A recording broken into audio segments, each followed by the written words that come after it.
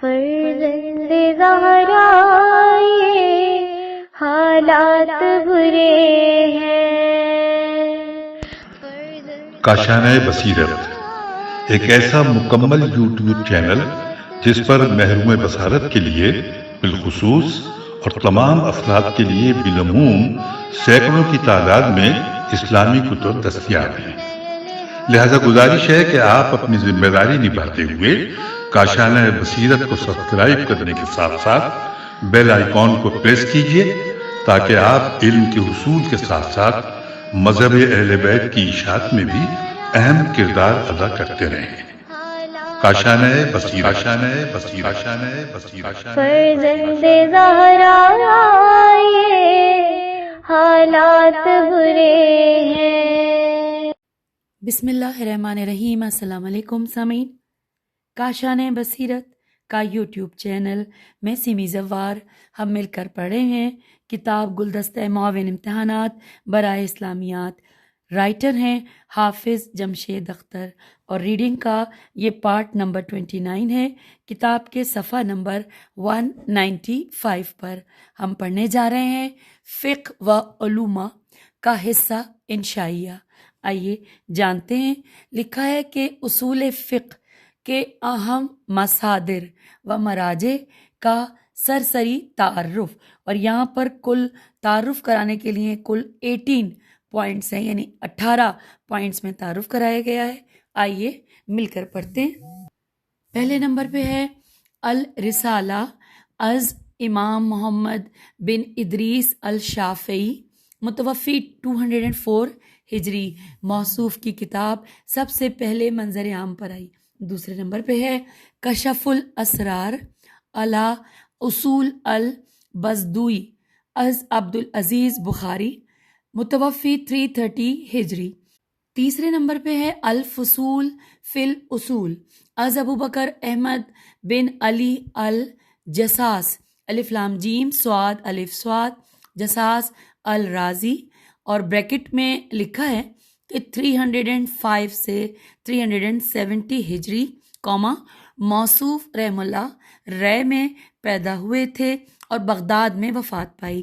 آپ حنفی علماء میں سے شمار ہوتے ہیں، بریکٹ کلوز۔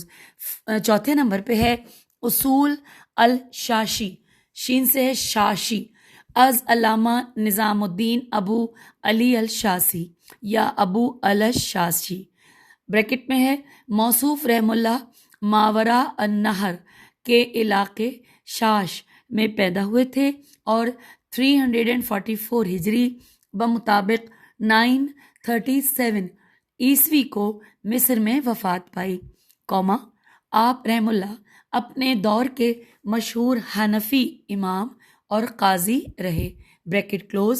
اب یہاں پہ نمبر 5 پہ لکھا ہے کتاب المعتمد فی اصول الفقہ از ابو الحسین محمد بن علی معتزلی، بریکٹ میں ہے متوفی 436 ہجری۔ چھٹے نمبر پہ ہے الاحکام فی اصول الاحکام از ابو محمد علی بن احمد بن سعید بن حزم، 380 سے 452 ہجری، آپ رحم اللہ اندلس کے شہر قرطبہ میں پیدا ہوئے تھے، موصوف فقہ ظاہری کے امام سمجھے جاتے ہیں۔ آپ رحم اللہ کی وہ کتابیں جن سے فقہ ظاہری کو شہرت ملی وہ امحلی، الف میم ہے لام چھوٹی ہے، نہیں یہاں پہ اس کو دوبارہ پڑھتے ہیں المحلی، الف لام میم ہے لام چھوٹی ہے، المحلی، اور پھر الاحکام اور اصول الاحکام۔ اگلا ہے نمبر 7 المستصفی، ہجے کرتے ہیں، ہو سکتا ہے میں نے صحیح نہ پڑھا ہو، الف لام میم سین تے، المستصفی، الف لام میم سین تے سواد فے چھوٹی ہے، لکھا ہے المستصفی من علم الاصول از امام ابو حامد غزالی، 450 سے لے کر 505 ہجری، آپ رحم اللہ طوس میں پیدا ہوئے اور ابتدائی تعلیم بھی طوس اور نیشا پور میں حاصل کی۔ آپ رحم اللہ اپنے زمانے کے مشہور فلسفی تھے۔ آپ رحم اللہ آپ کی دیگر مشہور تصانیف میں سے احیاء العلوم، نیکسٹ تحافت الفلاسفت، نیکسٹ کیمیائے سعادت اور مکاشفت القلوب ہیں۔ یہاں پہ یہ مکمل ہوا۔ 8ویں نمبر پہ ہے کنز الوصول الی معرفت الاصول از فخر الاسلام علی بن محمد البزدودی، بریکٹ میں ہے کہ 400 سے لے کر 482 ہجری۔ آپ رحم اللہ البزدہ جو کہ نصف نون سین فے ہے، سواد نہیں ہے، سین ہے، جو کہ نصف یا نصف کے قریب ایک قلعے میں وہاں پیدا ہوئے، قلعہ ہے وہاں پر پیدا ہوئے۔ آپ رحم اللہ حنفی فقہ کے امام ہیں، اور آپ کی دیگر مشہور کتب میں سے المبسوط، شرح الجامع الکبیر والصغیر اور غنا الفقہ وغیرہ ہیں۔ پوائنٹ نمبر 9 کہ اصول السرخسی، الف لام سین ریخ سین چھوٹی ہے، السرخسی از ابو بکر محمد بن ابی سہل سرحسی یا سرخسی، کوما شمس الائمہ، بریکٹ میں ہے 400 سے 483 ہجری۔ آپ رحم اللہ سرخس میں پیدا ہوئے اور دمشق میں فوت ہوئے تھے۔ آپ رحم اللہ نمایاں حنفی علماء میں سے شمار ہوتے ہیں۔ آپ کو المبسوط کی وجہ سے بھی بڑی شہرت ملی۔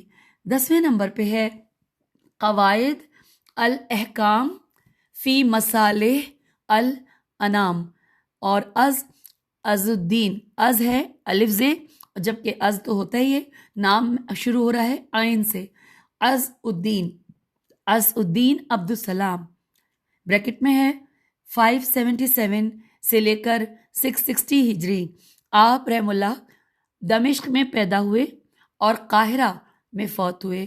موصوف نے بہت سے اہم موضوعات پر قلم اٹھایا، قیمتی اور نادر معلومات درج فرمائیں۔ اور اب آئیے 11 نمبر پہ پڑھتے ہیں، ہم پیج 196 پہ آ گئے۔ المسودہ فی اصول الفقہ از ابو البرکات عبدالسلام بن عبداللہ بن تیمیہ، متوفی 652 ہجری۔ ان کی اس کتاب میں ان کے بیٹے شیخ شہاب الدین عبد الحلیم اور پوتے شیخ الاسلام تقی الدین احمد بن عبد الحلیم بھی شریک ہیں۔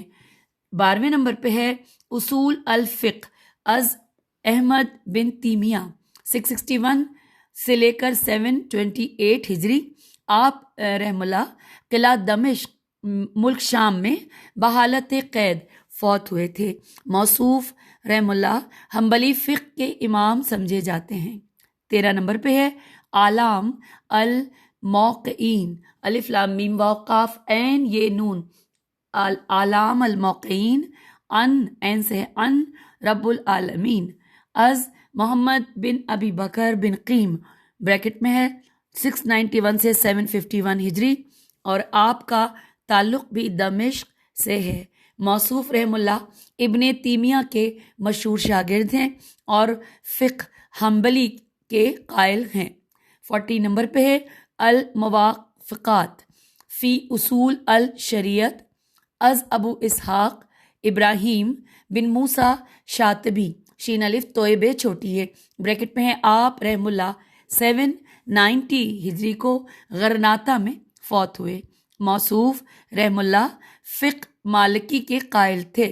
نیکسٹ ہے 15 نمبر پہ مسلم الثبوت، میم سین لام میم، مسلم الثبوت از محب الدین بن عبد الشکور الحنفی، اور بریکٹ میں ہے کہ 1119 متوفی 1119 ہجری۔ آپ رحم اللہ ہندوستان کے شہر بہار میں پیدا ہوئے تھے۔ موصوف بہت بڑے حنفی امام سمجھے جاتے ہیں۔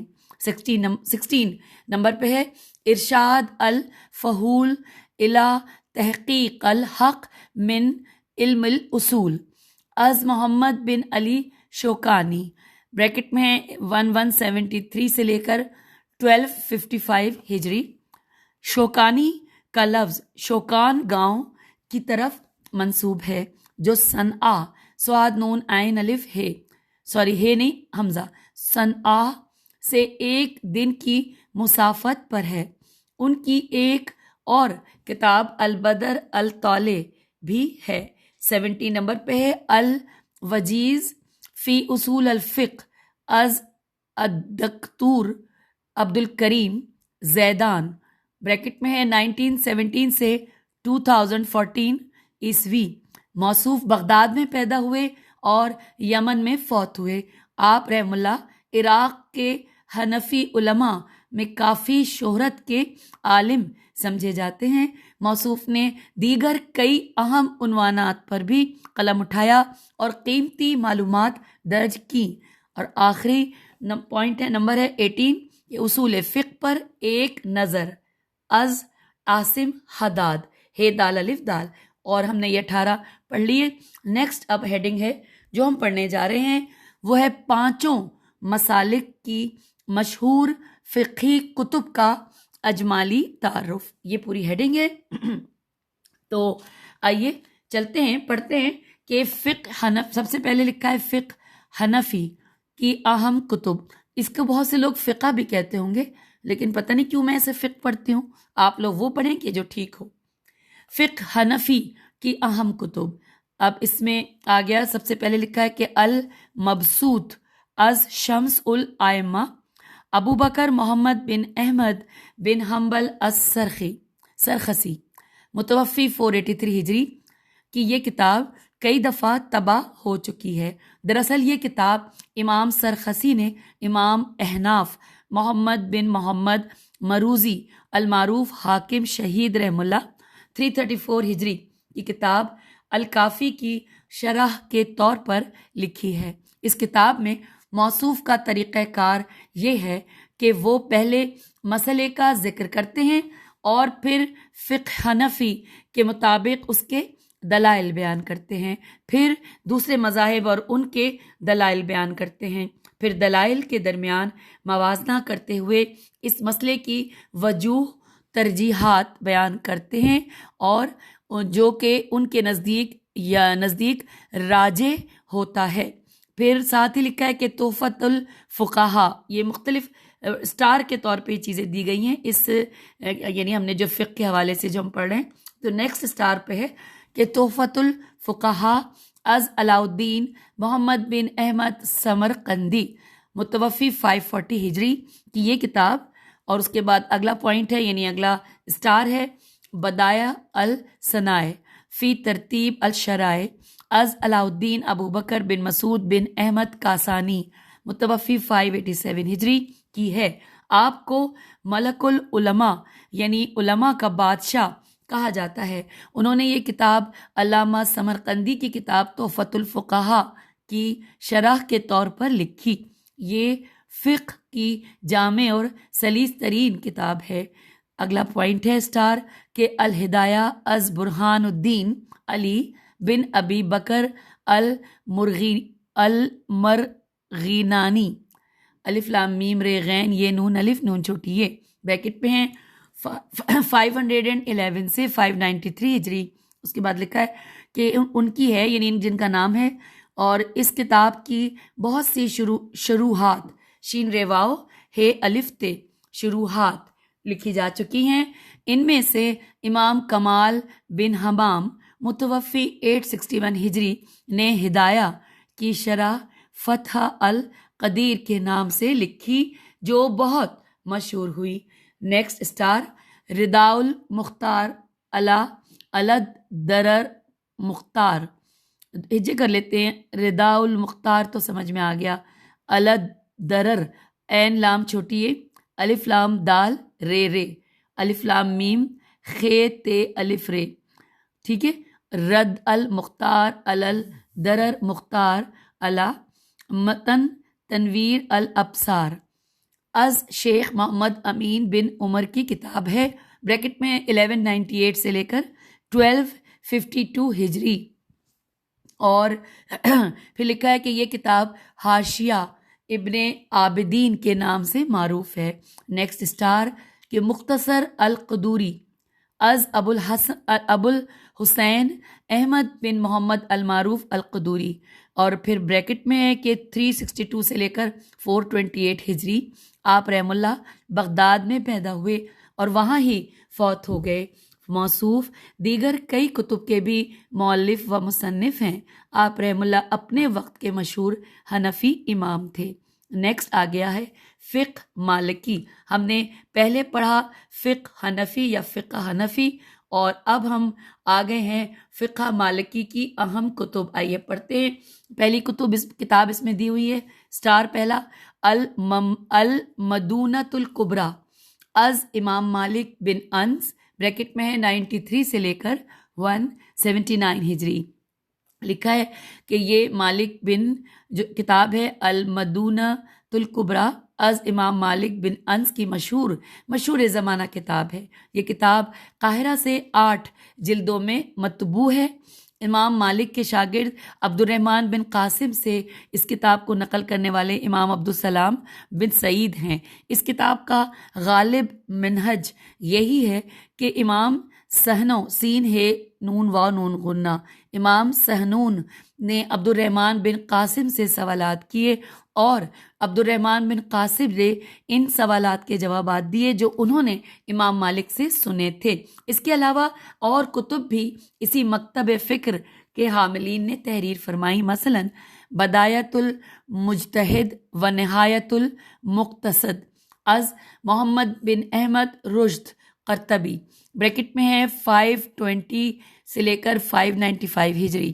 پھر کوما القوانین الفقیہ از محمد بن احمد غرناطی، نیکسٹ بریکٹ کے بعد ہے مواہب الجلیل لشرح مختصر خلیل از محمد بن محمد مغربی، متوفی 954 ہجری۔ نیکسٹ ہے الشرح الکبیر علی مختصر خلیل منہ القدیر از احمد بن محمد، متوفی 1201 ہجری وغیرہ۔ اور اب نیکسٹ آگے ہے فقہ شافعی کی اہم کتب۔ لکھا ہے سب سے پہلا سٹار کہ کتاب الام، بس یہی ہے، کتاب الام از محمد بن ادریس الشافی کی کتاب ہے، بریکٹ میں ہے کہ 150 سے 204 ہجری۔ یہ کتاب قاہرہ سے بڑے سائز میں 7 جلدوں میں طبع ہوئی ہے۔ امام شافعی نے اسے کتاب در کتاب ترتیب دیا ہے اور ہر کتاب کے تحت کئی ابواب ذکر کیے ہیں۔ یہ ابواب اکثر کسی ایسی آیت یا حدیث سے شروع ہوتے ہیں جنہیں اس باب کی اصل قرار دیا جاتا ہے۔ باب ذکر کرنے کے بعد امام شافعی اپنے مذہب کے احکامات کو عمدہ اور واضح عبارت میں بیان کرتے ہیں۔ اس کے علاوہ اور کئی اور کتب بھی اس مکتبہ فکر کے لوگوں نے تحریر فرمائی، جیسے المہذب، الف لام میم دو چشمی ہے زال بے، المہذب از ابو اسحاق ابراہیم بن علی شیرازی، متوفی 427 ہجری، کوما المجموع، الف لام میم جیم میم واو عین، المجموع شرح المہذب از امام یحییٰ بن شرف النووی، الف لام نون واو واو چھوٹی ہے، اور یہ ہے متوفی 627 ہجری۔ نیکسٹ ہے کوما کے بعد کہ الاشباح والنظائر از حافظ جلال الدین سیوطی وغیرہ۔ اور اب آ گئے ہم اگلا فقہ، دیکھیے یہاں پر لکھا ہے فقہ حنبلی کی اہم کتب۔ آئیے پڑھتے ہیں۔ یہاں پر اسٹار کے ساتھ دیا ہوا ہے کہ المغنی الف لام میم غین نون چھوٹی ہے، المغنی از موفق الدین عبداللہ بن احمد بن قدامہ مقدسی، متوفی 620 ہجری کی لکھی ہوئی عظیم الشان کتاب ہے۔ اس کتاب میں علامہ مقدسی نے ابو قاسم عمر بن الحسین، بریکٹ میں لکھا ہے متوفی 334 ہجری کی مختصر الخرقی، یہ انورٹڈ کاما میں ہے، مختصر الخرقی کی شرح کی ہے۔ یہ فقہ حنبلی کی سب سے جامع کتاب ہے۔ اس کو فقہ کے موضوع پر بہت اہم انسائکلوپیڈیا کہا جاتا ہے۔ یہ قاہرہ سے 9 جلدوں میں طبع ہوئی ہے۔ اس کے علاوہ اور اہم کتب بھی ہیں: الشرح الکبیر علی متن المقنع از شمس الدین عبد الرحمن بن قدامہ، الفتاوی الکبریٰ از شیخ الاسلام ابو العباس تقی الدین احمد بن عبد الحلیم ابن تیمیہ متوفی 728 ہجری، الفروع از محمد بن مفلح، اعلام الموقعین از ابن قیم، زاد المعاد جی یہی ہے ہجے کرتے ہیں، زے الف دال الف لام میم عین الف دال، زاد المعاد از ابن قیم وغیرہ۔ اور اب اگلا فقہ ہے، فقہ ظاہری کی اہم کتاب۔ یہاں پہ لکھا ہے اسٹار میں المحلی از ابو محمد علی بن احمد بن حزم الظاہری، بریکٹ میں 384 سے لے کر 456 ہجری۔ یہ کتاب قاہرہ سے 11 جلدوں میں شائع ہوئی ہے۔ اس کتاب کو نہ صرف فقہ ظاہریہ بلکہ تقابلی فقہ اسلامی کے لیے بھی سب سے بڑے مصدر کی حیثیت حاصل ہے۔ ابن حزم کی یہ کتاب اور ان کی دوسری مؤلفات کو دیکھنے سے یہ بات عیاں ہوتی ہے کہ ابن حزم کے مزاج میں شدت اور سختی ہے۔ نیکسٹ اسٹار ہے کہ دلالت نص اور اس کی اقسام کا اجمالی تعارف۔ اب یہاں پر یہ لکھا ہے کہ یہ ہیڈنگ سی ہے، لکھا ہے نص سے مراد قرآن کریم کی کوئی آیت یا رسول اللہ صلی اللہ علیہ وآلہ وسلم کی کوئی حدیث ہے، اور اس کی دلالت سے مراد وہ طریقہ یا کیفیت ہے جس سے اس کا مطلب سمجھا جاتا ہے۔ اس کی 4 قسمیں ہیں جو درج ذیل ہیں۔ نمبر 1 دلالت عبارت، 2 دلالت اشارہ، 3 دلالت اولیٰ، اور 4 دلالت اقتضاء۔ سب سے پہلے ہے دلالت عبارت۔ دلالت عبارت یہ ہے کہ نص اپنے سے مقصود معانی کی واضح الفاظ میں صراحت کرے، جیسے اللہ تعالیٰ کے ارشاد کے مطابق ترجمہ، تم بتوں کی گندگی سے بچو اور جھوٹ سے بچو۔ اس میں اس بات کی دلالت کہ جھوٹی گواہی دینا حرام اور جرم ہے۔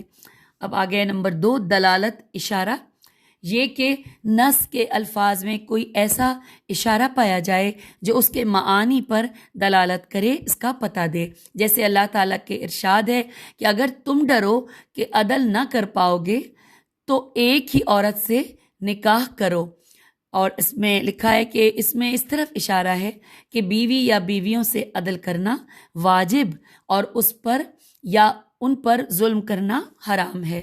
تیسرے نمبر پہ دلالت اولیٰ، یعنی کسی ایک مسئلے میں نص کا حکم کسی دوسرے مسئلے میں اس کے حکم پر از خود دلالت کرے، جیسے اللہ تعالیٰ کا ارشاد ہے انورٹڈ کاما کے اور اپنے ماں باپ کو اف تک نہ کہو انورٹڈ کاما کلوز۔ اس میں اس بات کی دلالت کہ ماں باپ کو مارنا یا انہیں گالی دینا بالاولیٰ حرام ہے۔ اب نمبر 4 پہ ہے دلالت اقتضاء، وہ یہ کہ نص کے الفاظ کسی ایسی چیز پر دلالت کریں کہ ان الفاظ کا مطلب اس کو عقلی یا شرعی طور پر مقدر مانے بغیر سمجھ میں نہ آئے، جیسے اللہ تعالیٰ کا ارشاد ہے انورٹڈ کاما کہ تم پر حرام کی گئی ہیں تمہاری مائیں اور بیٹیاں انورٹڈ کاما کلوز۔ تو اس کا اس چیز پر دلالت کرنا کہ یہاں ان سے نکاح کو مقدر مانا جائے کیونکہ حرام اسی کو کہا گیا ہے۔ یہاں پر اب اگلی ہیڈنگ آ گئی ہے کہ واضح ہونے کے لحاظ سے الفاظ کی مندرجہ ذیل 4 اقسام ہیں، آئیے مل کر پڑھتے ہیں۔ نمبر 1 ظاہر، 2 نص، 3 مفسر اور 4 محکم۔ ظاہر کے حوالے سے لکھا ہے کہ اس سے مراد وہ لفظ ہے جس کا مطلب کسی قرینے کی مدد کے بغیر از خود ظاہر ہوتا اور ذہن تک پہنچتا ہے، جیسے اللہ تعالیٰ کا ارشاد ہے انورٹڈ کاما کہ اللہ نے بے یہ عین کو حلال اور سود کو حرام قرار دیا ہے، میں بی کی حلت اور سود کی حرمت۔ یہاں پر یہ بس یہاں پر یعنی قرار دیا ہے تو انورٹڈ کاما کلوز ہو گیا نا. تو یہ لکھا ہے کہ اس میں بے یہ عین کی حلت اور یا حلت اور سود کی حرمت. تو یہاں پر یہ مکمل. دوسرا ہے نس. لکھا ہے اس سے مراد وہ لفظ ہے جس کا مطلب کلام میں اصلاً مقصود ہوتا ہے. نمبر 3 مفسر میم فے سین رے. اس سے مراد وہ لفظ ہے جو اپنا مطلب کسی تفسیر یعنی تشریح کے ذریعے بتاتا ہے. یہ تفسیر کبھی اس کے ساتھ ہوتی ہے اور کبھی اس کے باہر. جیسے اللہ تعالیٰ کا ارشاد ہے انورٹڈ کاما کہ انہیں 80 کوڑے لگاؤ انورٹڈ کاما کلوز. اس میں لفظ فا جلدوہم کیونکہ اس کی 80 جلدت سے تفسیر کی گئی ہے. اب چوتھے نمبر پہ ہے محکم. اس سے مراد وہ لفظ ہے جو اپنا مطلب اس طرح بتاتا ہے کہ وہ کوئی تعویل قبول نہیں کرتا. سامعین یہاں پر یہ جو ہم نے ابھی تیسرے نمبر پہ پڑھا اس کی جو عربی ہے یہ ہے میں پڑھ دیتی ہوں. میں اس کو چھوڑ کے آگے چلی گئی تھی کہ جس کا ترجمہ پڑھا کہ انہیں 80 کوڑے لگاؤ، لیکن مجھے خیال آیا کہ میں پڑھ دوں کیونکہ ویسے اس میں زیر زبر پیش نہیں ہے. لکھا ہے فجلد وہم 80 جلدت.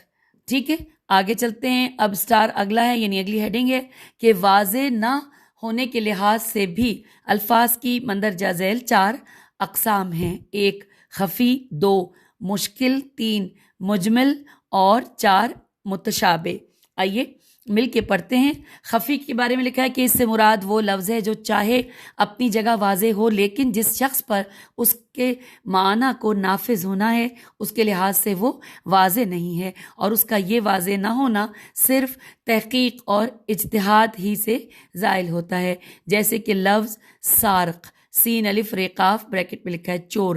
یہ اپنی جگہ اس شخص کے لیے بالکل واضح نہیں ہے جو چوری نہیں کرتا بلکہ چالاکی اور پھرتی سے کسی کا مال اچکتا ہے. دوسرے نمبر پہ مشکل. اس کے بارے میں لکھا ہے کہ اس سے مراد وہ لفظ ہے جس کا معنی اس کے اندر پائے جانے والے کسی سبب کی بدولت واضح نہیں ہوتا.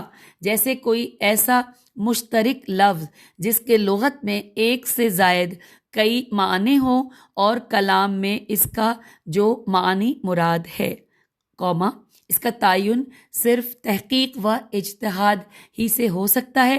جیسے کہ آیت ہے یہاں پر ظاہر زیر زبر پیش نہیں ہے، ہم ترجمہ پڑھتے ہیں کہ اور طلاق پانے والی عورتیں 3 فروع تک انتظار کریں انورٹڈ کاما کلوز ہو گیا. 3 قروء قاف رے واو اور حمزہ. اب یہاں لکھا ہے کہ قروء کا لفظ کیونکہ امام ابو حنیفہ رحم اللہ کے نزدیک اس کے معنی حیض کے ہیں اور امام شافعی کے نزدیک طہر توہرے طہر کے، اور لغت میں اس کے یہ دونوں معنی ہیں. اب آگے تیسرے نمبر پہ مجمل. لکھا ہے اس سے مراد وہ لفظ ہے جس کا معنی اپنے اندر کئی احوال و احکام لیے ہوتا ہے، اور وہ احوال و احکام اس وقت تک واضح نہیں ہوتے جب تک قرآن ان کی تفسیر نہ کرے. بریکٹ میں لکھا ہے کہ اگر وہ لفظ قرآن میں ہے، پھر لکھا ہے یا سنت سے، اچھا یہاں پہ بریکٹ کلوز ہو گیا، پھر لکھا ہے یا سنت سے ان کی تفسیر نہ ملے. جیسے کہ آیت ہے یہاں پہ لکھی جس کا ہم ترجمہ پڑھ رہے ہیں کہ تم پر مردار خون اور سور کا گوشت حرام کیے گئے ہیں بریکٹ انورٹڈ کاما کلوز. اس میں لفظ الدم بریکٹ میں لکھا ہے کہ خون، اس کی تفسیر قرآن ہی کی ایک دوسری آیت نے کی ہے جس میں کہا گیا ہے کہ ترجمہ کہہ دیجئے کہ میرے اوپر جو وحی ہوئی ہے اس میں تو میں کسی چیز کو کسی کھانے والے پر حرام نہیں پاتا اللہ یہ کہ وہ مردار ہو یا بہایا ہوا خون یا سور کا گوشت. یہاں اس کی تفسیر دما مصفوحہ، یہ لفظ انورٹڈ کاما میں ہے، دما مصفوحہ یعنی بریکٹ میں لکھا ہے کہ بہتے ہوئے خون سے کی گئی ہے. اور اب چوتھا ہے متشابہ. اس سے مراد وہ لفظ ہے جس کا معنی از خود ظاہر نہیں ہوتا، یا اگر ظاہر ہوتا ہے تو اس کی حقیقت کا پتہ نہیں چلتا، کیونکہ قرآن و سنت میں اس کی وضاحت نہیں کی گئی ہے. اس لیے ناگزیر ہے کہ اس پر ایمان لانے کے بعد اس کی حقیقت کا معاملہ اللہ تعالیٰ پر چھوڑ دیا جائے. اس متشابہ کی یہاں پہ لکھا ہے کہ اس متشابہ کی مثال کہ جس کا نہ معنی معلوم ہے اور نہ حقیقت قرآن کریم کی بعض صورتوں کے شروع میں حروف مقطعات ہیں۔ اچھا سامعین، اب یہاں پر اسٹار کے ساتھ نمبر 1 لکھا ہے اور اس کے ساتھ لکھا ہے استحسان، الف سین تے ہے، سین الف نون۔ اس کے حوالے سے لکھا ہے کہ استحسان لغت میں کسی چیز کو اچھا سمجھنا ہے، جبکہ اصطلاح میں مجتہد کا کسی مسئلے میں اس طرح حکم لگانے سے ہٹ جانا جس طرح اس نے اس جیسے کسی دوسرے مسئلے میں لگایا ہے اور اس کی وجہ کوئی قوی دلیل ہو، یا ظاہری علت سے مخفی علت کی طرف عدول کرنا بھی استحسان کہلاتا ہے۔ اب یہاں پہ لکھا ہے استحسان کی اقسام، یہ جو ساتھ میں ہیڈنگ ہے، تو اب ہم یہ پڑھتے ہیں۔ لکھا ہے کہ نمبر 1 الاستحسان بالنص، 2 الاستحسان بالاجماع، 3 الاستحسان بالعرف عین ر ف، 4 الاستحسان بالضرورت، اور 5واں ہے الاستحسان بالمصلحت، اور 6واں ہے الاستحسان بالقیاس الخفی۔ پھر لکھا ہے استحسان کی حجیت کے دلائل۔ نمبر 1 ما جعل علیکم فی الدین من حرج، نمبر 2 فمن استر غیر باغ ولا عاد، اور پھر ڈیش ڈیش ڈیش لکھا ہوتا ہے۔ 3 ما راہ المسلمون حسنا فہو عند اللہ حسنا، پھر ڈیش ڈیش ڈیش، پھر 4 پہ ہے الضرورات تبیح المحظورات، 5ویں نمبر پہ بشرو او لا تنفرو، ڈیش ڈیش ڈیش، بس اتنا ہی ہے۔ اس کے بعد اگلی ہیڈنگ آئی ہے کہ امام شافعی رحم اللہ نے استحسان کے بارے میں کہا انورٹڈ کاما کہ الاستحسان تلز ذو قول الہوا انورٹڈ کاما کلوز، اور پھر انورٹڈ کاما میں کہ من استحسن فقد شیر عین انورٹڈ کاما کلوز۔ پھر لکھا ہے بعض علماء اصولیین سے الف صاد واو لام یہ نون، بعض علماء اصولیین نے قیاس جلی اور استحسان کو قیاس خفی سے تعبیر کیا ہے۔ اچھا جی، نمبر 1 پہ ہم نے یہاں پہ دیکھا تھا استحسان پڑھ رہے تھے، 2 نمبر پہ لکھا ہے قیاس۔